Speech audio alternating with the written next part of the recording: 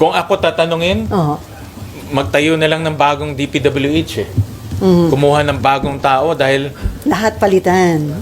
parang ako kasi naniniwala kung hindi mo ang aking philosophy sa management, dadating ka kasi sa punto na kung hindi mo maayos yan, gumawa ka na lang ng bago.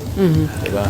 So parang i-abolish yung kasalukuyang DPWH at magtayo ng bagong DPWH. Kung akong tatanungin, kasi I think it will take years and years for Secretary Vince to clean up. Maraming gagawin. Digitalization, of course, makasuhan yung mga dapat kasuhan, at may mga dapat ma-check rin kung tama yung ginagawa. Pero kung nakita ko nga doon, in ghost projects, yun na binanggit kasi kanina, napansin ko, buong Pilipinas eh.